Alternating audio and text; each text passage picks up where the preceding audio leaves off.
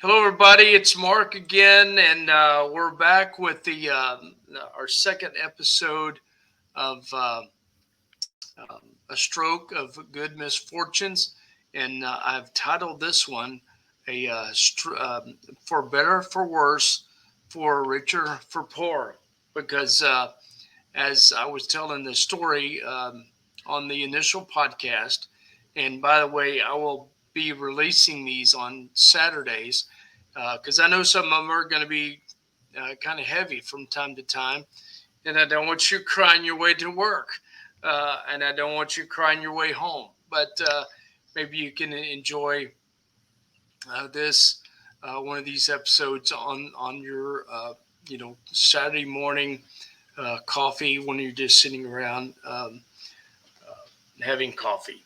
And so this week I wanted to interview my wife. She was obviously a big part of and is a big part of this recovery.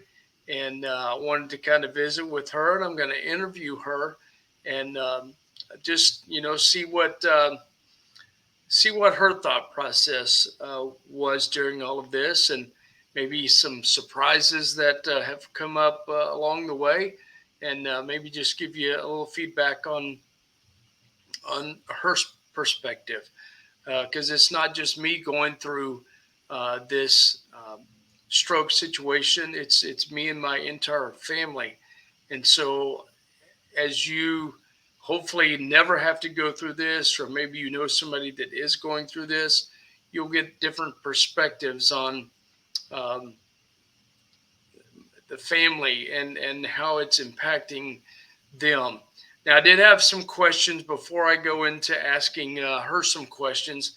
I did have some questions about, well, whatever happened to how did Katie find out? And because I told you on the initial podcast that Katie was on a cruise.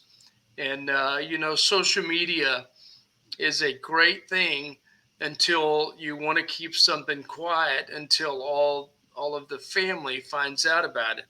So Katie was on a cruise and with Brian and his family, and so suddenly she starts getting these messages about, hey, Katie, we're praying for your dad, and she's like, what do you mean you're praying for my dad? Did he get COVID or something? So she really didn't know what they were talking about. And until she got to a point where, was it Julie? She called you or called someone, Mhm. and she Um, found out through that. But she got alerted to the situation through social media and through text and things like that. And luckily the cruise was almost over, and so she was able to get to the hospital within a day or two. Couple of And days. I told her tonight that she's going to be her and Emily are going to be the next ones interviewed with their husbands, and she's refusing. So we're going to have a little talk tomorrow, and I may have to ground her. She may have to stay home at my house until she gives birth to her my grandchild. Good So luck with that. yeah. So anyway, she is going to be interviewed whether she likes it or not, and so is Emily and Nate and Brian. So we'll have them on, I guess, just as soon as we can entice them to appear. But anyway, that's it. So now you see my wife here, Julie. We've been married 33 years. Be 34 in May, and it'll be 34 on the 27th. And then our first grandchild is due on the 28th, right? Yes. So we have a lot to celebrate. We have a lot to motivate me. I was telling my current therapist, I said, okay, I need you to make me cry. I need you to stretch this arm, stretch this leg. rip these hands apart. I said, because I've got a new motivation to get all of this working just exactly the way it needs to work. So Jelly Bean. Jelly Bean is coming. that's not his name. That's our nickname for him until we know his name. Yeah. Jelly Okay. Bean. Okay. So I guess the first question is, what were you thinking when you got the call from Ugh, our dear neighbor, and what were you doing in McDade? Because as you know, as I said in the opening podcast, I was home alone, and Julie was helping her mom. So, kind of walk us through that.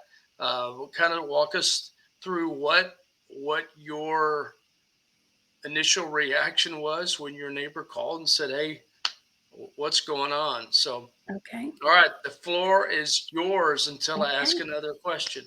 If I can take just a moment, his introduction was filmed, I believe, Wednesday, Yep. and so I thought the first time I heard I was going to be interviewed, or that I was going to be the first, was when you found out on Facebook, and then earlier today, after he did his real estate podcast with his buddies for work, he said, and we're going to do ours today. So this is absolutely no rehearsal whatsoever. So You know there. what? When I decided to do this, I said I'm only going to do it if I can be real, and we can be real and transparent and not scripted. And so, no better way to not be scripted than to tell you about 30 minutes before we do it. So That's true. that's right. So And what it's was hard to happening say that no. day, 9/25/2001? What was happening that day for you? Well, I was at the farm and I listened to your introduction podcast, and you were right. Um, my amazing stepdad, Roger, was in the hospital. And actually, you had mentioned that he had been diagnosed with stage 4 lymphoma, but that was actually 3 weeks before he was diagnosed. He had been having horrible stomach problems for, gosh, over a year at least. And so he had been hospitalized before, and he was in the hospital. They were running tests, and we didn't actually find out until October. I think it was the 17th, right before his birthday, and you had just been moved to tier. So this was all happening at that time. But I was at the farm so that mom could leave their little Olive, their little puppy, and not have to worry about her. And thankfully, mom is surrounded by amazing family, community there in McDade. And so Keith takes care of the cattle, and but I was there to just help mom and support her. And we had been talking because the Aggies were playing Arkansas, Talking, and meaning we were texting, right? but we did talk. Remember, we talked. No, I I had a think about stroke since then. he's got lots of excuses these days, but he called a couple of hours before that. We were talking, and I told him I would be watching the game too. You know, I don't watch near as closely as he does, and I think Texas had played that day. I don't remember. That's my team. And so, and then we were texting back and forth, and he was texting. He's usually texting with his brother on game day, and so it was about 5:20 something was our last text.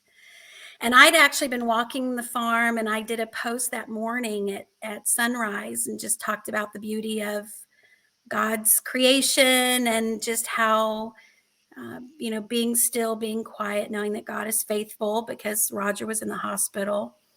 Little did I know I was preparing myself for that day. I literally uh, put scriptures in my post, and I went back and looked at that later. I don't know if you have, uh, but it was on September 25th, but it was that morning. And I got a call, and I noticed it was our neighbor who was a nurse. And she just said, "Everything okay?" So I said, "Yep, we're waiting on tests." And she said, "No, Julie, there's an ambulance in front of the house." So, like you said, I said, "Go in, go in." And she said, "I have his wife on the phone."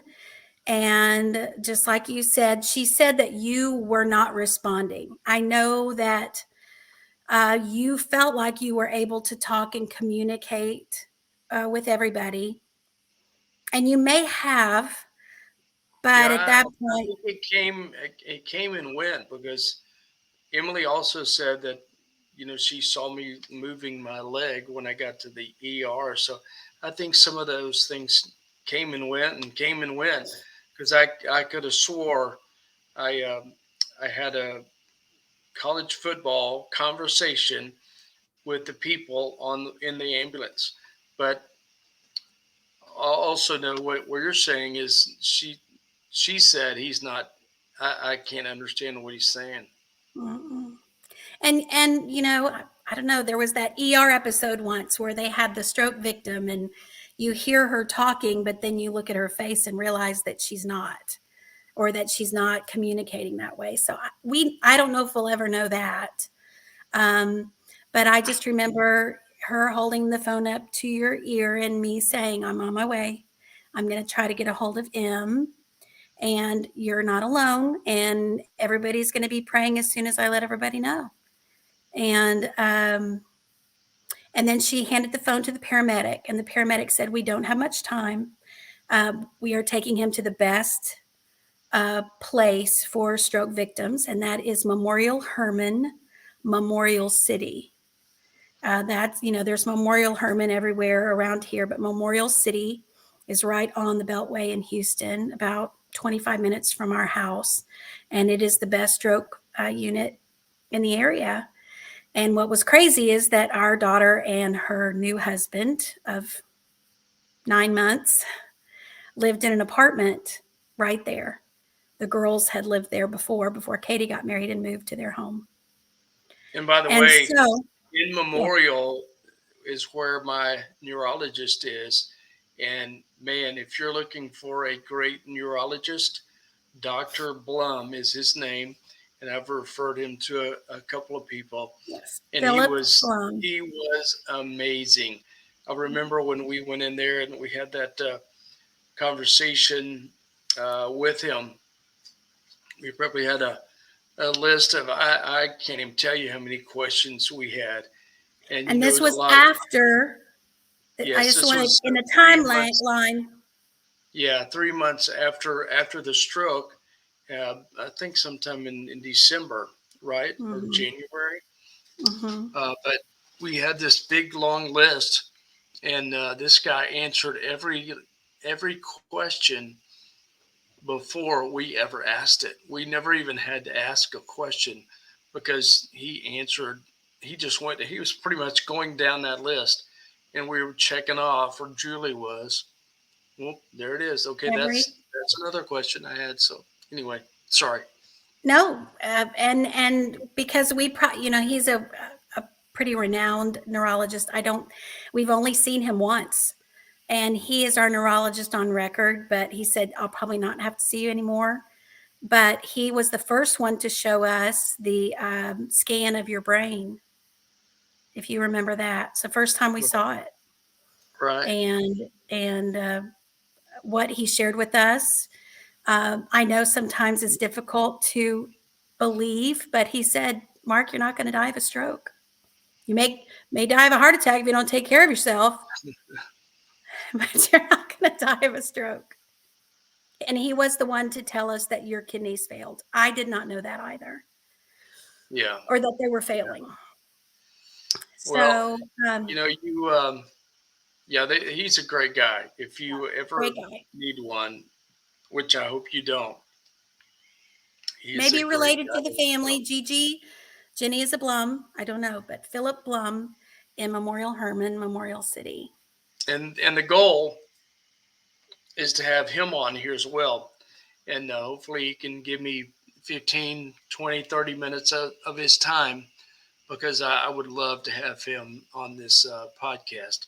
But we'll be reaching out to him to do that. So, Julie, fast forward to the ER. Okay. You relieved Okay. So, Emily I, from her right. I was duties. able, in talking to the paramedic, who was amazing, I said, my daughter's 5 minutes away. If I can get my son in law to get her there, can she see him before he goes in? Because we were in COVID. I mean, it wasn't quite as serious as it had started in 2020, but it was still very serious, and there were big limitations on how many people could go in and so forth.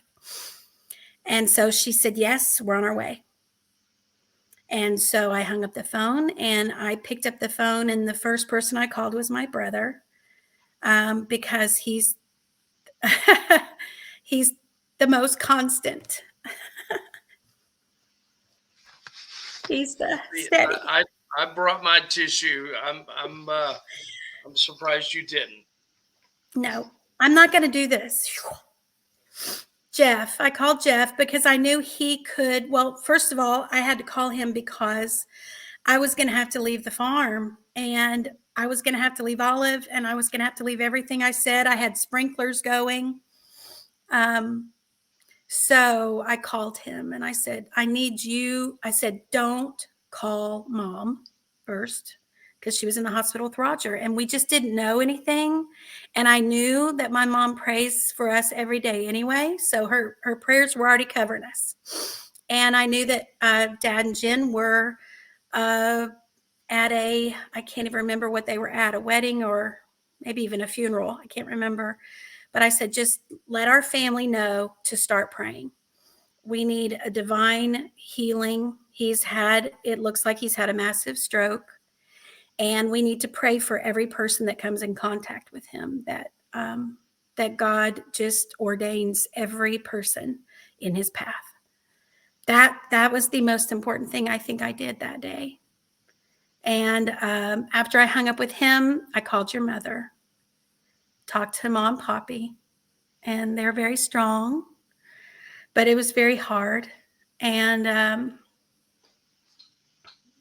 never did no, ask you sorry, about diagnosis. nope, back before Jeff, I called Nathan, our son-in-law, Nate, and I said, honey, I said, I need you to get Emily, and I need you to get in the car, and I need you to go to Memorial City, because they're bringing Dad to Memorial City, and I'm hoping that he's had a stroke, and I'm hoping that y'all can see him before he goes in. And he said, okay, I'm on it. That's Nate. And I didn't want to talk to Emily because I didn't know how that would go. But she called me right back and she said, why would they bring Grandpa, as you said in your first uh, podcast? And I said, no, baby, it's your dad. So that was emotional. And I said, just get there, because the paramedic has said that if you're there when they arrive, you can see him before they take him. And I said, I don't know anything else. So then I got on the phone with Jeff and Mom. And then Emily called me back to tell me that they got to the hospital very quickly. And of course, she's a rule follower, teacher, and went in and said, my dad's being brought here. Can we wait? Nope, you can't. Sorry, can't do that. Can't do that. So she walks back outside, and her husband sees an ambulance pulling in and just starts walking towards the ambulance. And Emily follows him. And a woman gets out and looks at them, and Emily can clarify, but basically she looked at him and said, is that his daughter? And he said, yes. And she said, okay. And so Emily was able to hold his hand and talk to him, and crazy enough, they allowed her in. So I'm driving, and Emily is in the emergency room. Well, they take him in immediately for CAT scan. And then she's just waiting in the emergency room, and she's telling me they're not telling me really anything, but that I can stay in here. Nate was in the waiting room, and I'm driving from McDade to Houston to the Loop, and I'm calling people that I know will call people to pray. And I don't know if I could even tell you who all I called, but it was the same thing: divine healing, protection, bleeding to stop, um, and the exact people that you want in Mark's path, that are anointed to do the work. And I prayed a lot, I cried a lot, but my brother reminded me that if something, happened to Mark for whatever reason, and for me to die on the highway getting to him would not be good for our children. So, and they had just all both gotten married. So it was a lot to think Within about. So 90 days of each other. Yeah, that's another thing that I can actually blame this on, but I don't. Yeah, don't, because 90 that days. they laugh, but it makes them feel bad. So Emmy and Nate were married in December of 2020. Katie and Brian were married in March of 2021, and Mark had his stroke in September of 2021. So it's between the Aggie Arkansas game going bad and the weddings, the people in the hospital always laughed when they heard Mark's story. Of course, he had them laughing the moment he could make sounds.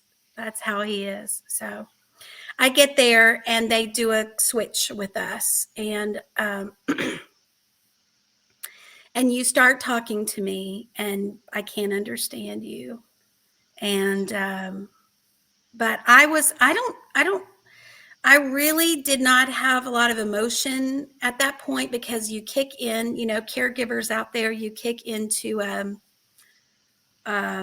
you just this, rally mode, and it's like you're going to be okay. And I can't tell you how many people are praying, and just being in the room with my phone, I can't tell you how many people have texted. And these prayer requests have gone not only in our city, but around the state, around the country. We found out we had people in other parts of the world praying. And Yeah.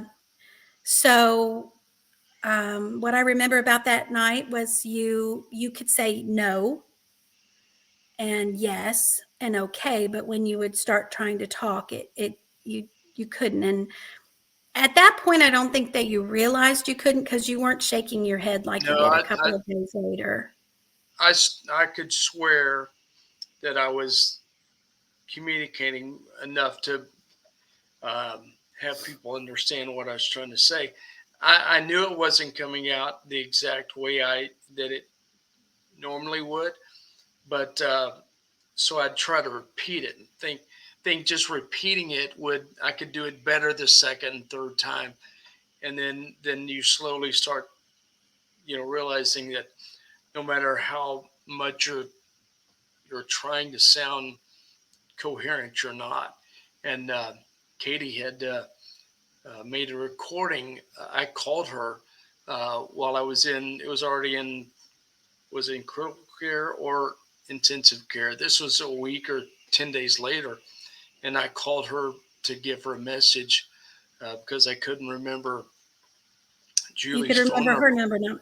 And that was Yeah. the time. So you were, just real quick, you were in ICU for a few days. You weren't in there for a full week. And then you moved to critical care, but then you developed pneumonia. I'm gonna have to redo some editing then on my first podcast. No, you don't need to. But I don't even remember the specific days, because when you've been in a situation like this, the days just roll. I Yeah. the day changes and you don't realize it. And but I do know that you saw Kent within the first two. It was like day 3, day 2, day 3, day 4.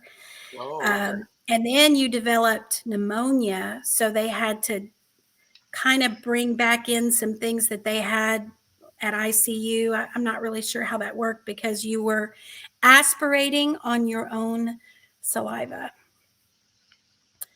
So Mm. that's another thing. Kylie and Kimberly and so many people. Well, Jill so later here can help you with that. But yeah. the speech pathologists are amazing. Our niece Ashley is one, and when you think about swallow tests, you're like, oh, that sounds interesting, and you have no clue what they mean until you realize these people are having to relearn how to Well, so swallow. you'll remember a lot of these names more than I will, especially the first few people. I obviously remember Kent because he had such a an influence on me. But Superman. you brought up praying for all these people that will have anything to do with my recovery and anything to do with my care. Um, Introduce us to a few of those and the Okay. names that you already know and the things that they did. And then I want to know about, are there, well, I'll get to that later. Go ahead and Okay. introduce some of the people that you met during this time. Okay. And Because it is a different viewpoint, and I realize now, uh, you know, 30 minutes probably won't. I don't know if I'll want to get back on here, but to share the after inpatient hospitalization, it will probably have to be a different conversation. That probably was the hardest time, is the last bit versus the first bit, because oh my goodness, these people are amazing, and they just come in and they just start making things happen. We had a neurologist in ICU. I think it was Dr. Bowery. I'm not sure. I'm not sure. But then when we went to critical care, we had Dr. Tran, and immediately they start you with PT, OT, speech pathology, or speech therapist, and so you've got Kent and Israel and so many of those guys that came and helped him. And then you've got Shakia and Miss Roslyn, who didn't have as easy a time getting you to do what they needed you to do until Miss Roslyn would tell you, hey, you got to work because I don't want to have to. And and you had Kimberly in the beginning making you sing the ABCs and happy birthday and say I pledge allegiance to the flag, just to get your brain. It's like what you said about everything being thrown on the ground.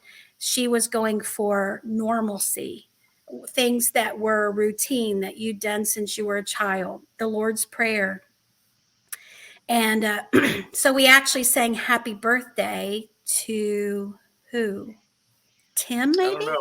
I I remember think that though. I think we sang happy birthday. I'm not sure. I think it might have been Tim McCrite. But just to have you practice, of course, it was very difficult, but you'd hit a word and you would just smile, because at that point you had started by day 3 not talking. I couldn't be there 24 hours. They had And I limits was with gonna I was COVID. gonna bring that up as during COVID Only they 10 to would 6. make her leave by 6 o'clock, and so she could get in there at a certain time, but then they'd make her leave by 6, and so um, I know that was tough on her to have to leave It me was with hard. total strangers, and I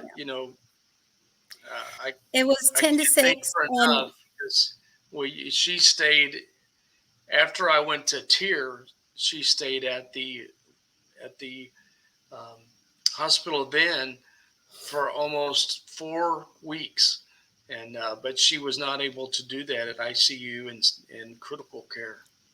so my sweet kids are amazing children, who were newlyweds. First of all, I stayed with Emmy and Nate the first couple of days, and then Brian and Katie had moved into a home in Jersey Village that summer, so they invited us all to come because we all kind of just wanted to be together when we couldn't be with you. And we set up the computer and we put notes on it so we could see you sleep at night when you were at the hospital, because we couldn't stay overnight. and we would, you know, try to talk to you, eat dinner with you. That was tough though, Yep. especially when, you know, you realized that you weren't speaking clearly. So you would start to say something and then you would just do this and then you wouldn't say anything. And I think that's the first time I cried with you. I cried with you then because I said, you can't give up. You cannot give up. Because let me tell you, your first miracle wasn't, it was you being able to do what you did upstairs to get an ambulance to our house. That was the first miracle. Second miracle was you being at Memorial City and Emmy being able to see you, because I don't know if you would have been as well as you were had you not seen your little girl, No, to Bubba. be honest. Bubba. Yeah. And I was, you know, literally 3 hours away, 2.5, I think. I don't know what it took me. I was driving kind of crazy. And then but um they took you for a CT right after they got you there. And then you were in the ER when I got there. And funny story, there was beeping noises, and that was about to make you come off the table. All you would tell me is stop. And you kind of move your head and you go, stop, or no. So I had to go out into the hallway and say, guys, he's about to come off the table. Could anybody just show me how to turn off the noises? Because one of the machines wasn't even hooked to you, and that was the one beeping so much. So they were so sweet. And but anyway, they took you. So when they made me leave to take you up to the room, and by then I couldn't be there anymore, they said they were going to do another CT scan, and that was, I think, early morning. And that was your next miracle because the bleeding had completely stopped. Did they And give you any percentages of people mm-mm, that had that just automatically stop, or how many no, do they have to? no. But when he shared that with me the next morning, it was a pretty. He said it completely stopped. Mm, The bleeding that you had when you got to the hospital, and because you had a hemorrhagic stroke and not an ischemic stroke, they, you know, thankfully everyone out there, if you have signs of a stroke, you get help as quickly as you can, which I know can't happen for everyone, but get it as quickly as you can, because if it's an ischemic stroke, they can give you something that sometimes can almost completely reverse um, right. the effects of the stroke. But what you had couldn't be. But he said when they took the next CT scan, there was no growth, and he basically called it a brain bruise. And it was not, it was a bad one. I mean, he said thousands and thousands of vessels just erupted at the same time. But that's why you need to make sure that if they tell you you have high blood pressure, take care of it. Don't say, oh, I'll take care of it later, because any wear and tear on your blood vessels like that affects them. Doesn't mean you're going to have a stroke, but it means you need to take it seriously. And so, uh, who else did we meet there? Kimberly was our speech pathologist at the beginning, and then we got our precious Kylie, our little Aggie girl, who Yep. immediately connected with Mark because she'd already heard about the Aggie guy because they already knew the story. Mark was watching the Aggie Arkansas game, and Arkansas And won. Kent, by the way, is from From Arkansas, Arkansas. and so we had a really good several conversations about that, and I should have gotten my Your signed poster, page that they his made sweet for me. niece made a poster for Mark's room, and everybody who helped with him, Sarah, one of the charge nurse, and I hate to even start calling out names because I'm going to miss I know, Lizzie and I know. Amanda, who we got to see Well, at your our celebration goal, party. my goal, is to have as many of those people on Yeah, here that will just come on precious, here, and precious people. And they rallied, they did, and they made you laugh, and you made them laugh, and there were a couple of days where you needed to laugh because you realized how serious it was, and at that point, you wanted to kind of stop talking, um, and they wouldn't let you. And Kent wouldn't let you not get out of bed. And Shakia, there was one time that you were like, no. And I think I had to be the bad guy, which caregivers, I know that sometimes we have to be the bad guys, which is not fair. But, it's like, I think I told you, hey, do you want me to call your girls and tell them that you are refusing to get better? I don't know if you remember that. You remembered some things not quite like it happened. We talked about that. Which makes me sad because I know there were, but that time I did. I said, you've always told them to finish strong, and you've always told them to work hard and never give up, and the whole, if you fall down 7 times, get up 8, and all of those things that you have on your wall. And I said, do you want me to call them and tell them that you're, and you just looked at me, and then you looked at Shakia, and you started working. And that's you. Well, And there were some very special people that was a part of all of that, will always be a part of our lives now. I yes. mean, we know them personally now. We're connected on Facebook. We've had them over for dinner. We've met them for dinner, and they will forever be a part of our lives. And like I said, we're hoping to have every one of them on here, if they will come on here, and If and just now tell this is us. just, I'm focusing on Memorial City right now. So I can't, if Yeah, I I know, and switch we haven't over even to got in. tier, Right. Well, and maybe we do need to have a second one to talk about the different hospitals. But before we finish this one up, we're at 37 minutes, okay. so we're definitely going to have another one. Um, what are this your school Hmm. really stepped up in your school district? Can you take a second to just, I don't know, I don't even know if you can name all the people I that can't. had anything to do with that, but they took up an offering. It really is the best way that you can, you know, So I'm talk about I'm it, because I'm part of here's a, help from people that can't really afford to do much, because we all know we pay teachers awful. But touch on that, Judy, real quick, um and so and I can't even, I don't, it was amazing because my teacher daughter was the one. Now we've got the medical doctor, the medical PA daughter, and the teacher daughter.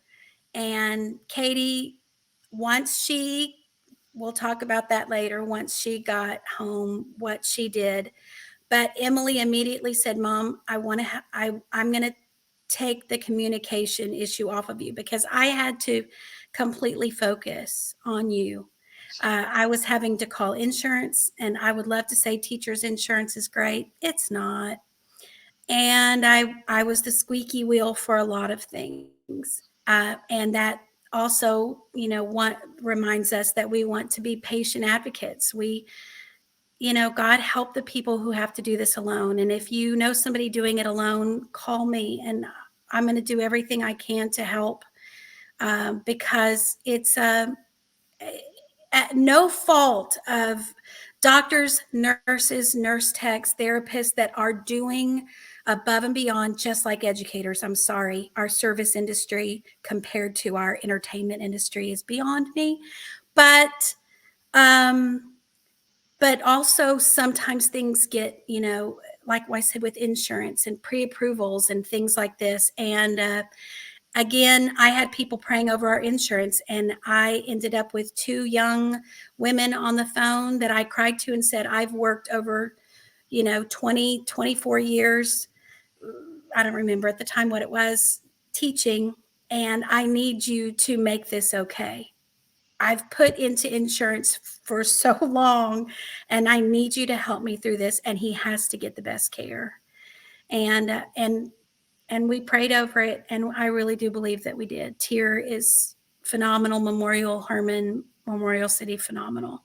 Yeah. Um, but you wanted me to focus on um, people, our church family, who actually we our pastors retired, who we love, Karen and Johnny Green at Connections, and our church family. I don't want to start naming names or I'll leave people off, but Tanya and Jan and people, Karen, that just immediately, Jennifer and Laura and Tina. Oh, I'm going to start.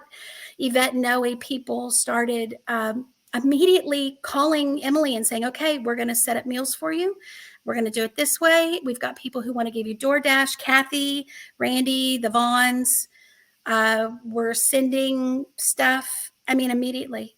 And then, I was having once we moved to tier, you staying over, you have to pay for parking. And now the medical center is going up in their parking. And it's at least $12 to $15 a day. And if you have to leave and come back, you're paying again. And the food there and everything.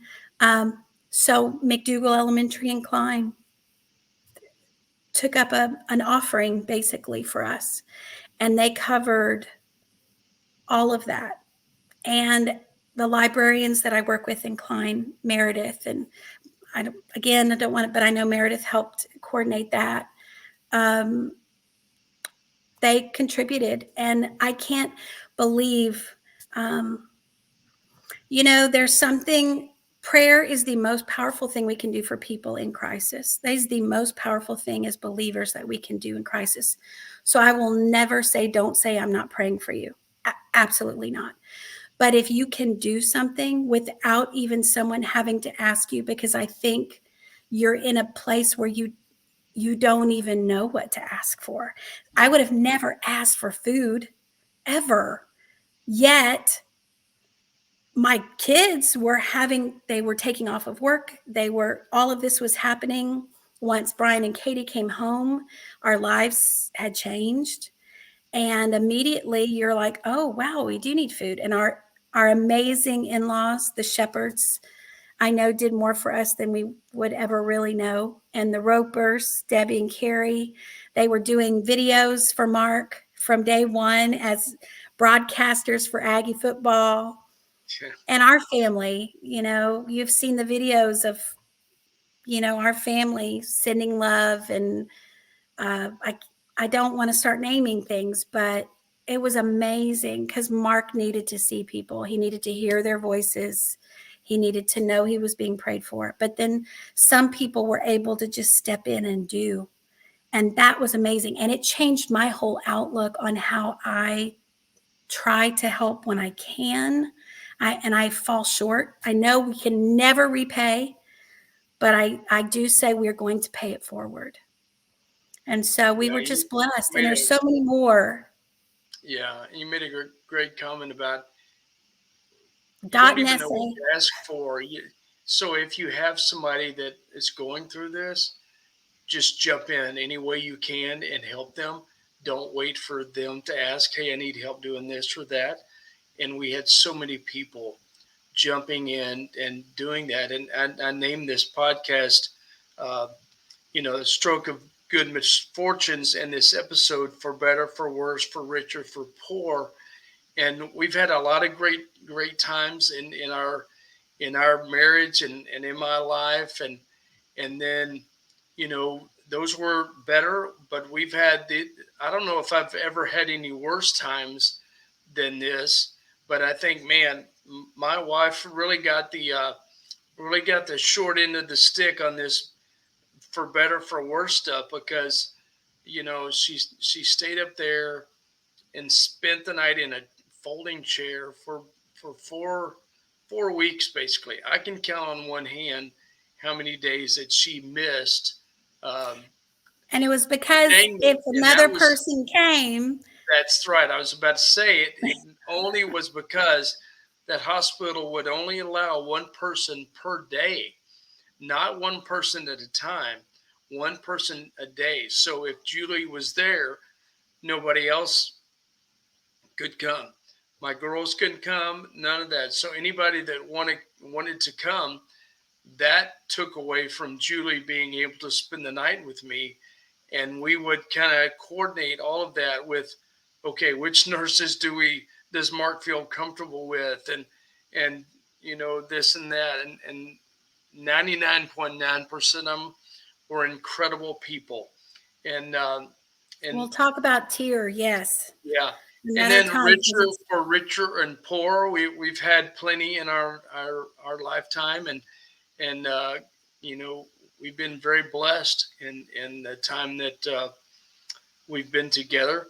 But to be honest with you, I said if I was going to do this podcast, I was going to be open, I was going to be transparent, and this has devastated us financially, devastated us. Even when we have insurance, it's devastated us.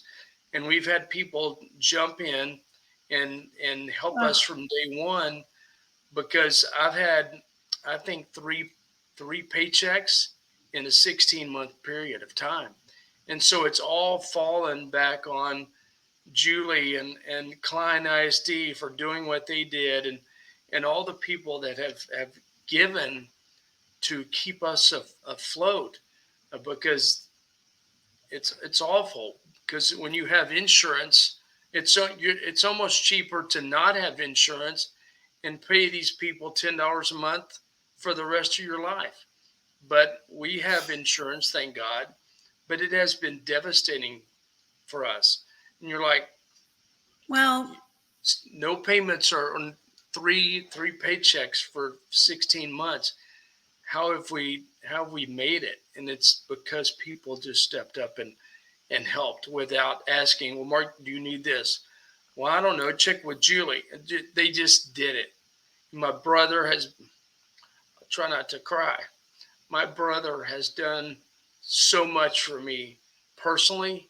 And I don't want to start naming names either, because there have been so many people that have done so much.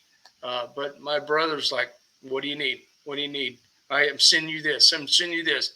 To this day, they're still sending meals, you hmm. know, just periodically. And then he And goes, "All right, you're on my payroll until you tell me otherwise." And I had to tell him, it's now otherwise. Stop, Scott. You have your own family to take care of. But right. he is, And our, let me just say, our parents, our siblings, every person, was like, how do I? Because you can't just push yourself into someone's life. Because at that time, there really wasn't anything that could happen here at home, but everybody was just on standby, as they still are, you know, because we're still going through this yeah, recovery and situations that come up that we'll share more about later. But we have said so many times how blessed we are for our family, and we are. Every one of them tried to make our lives easier and make our lives easier for our girls, and for that we are grateful for every one of them, and for our church families, and then Alicia and uh, Faith, people at Hope City that reached out after they found out, our campus pastors, and and really, I don't want to negate prayer, because that is the absolute best thing we can do. But if God lays on your heart to, send something, or and that's not for us. I'm not saying that for us. No, thank you. We are good. We are, God is faithful, and you look back and go, how in the world did we make it? And you realize he's just been faithful. And uh,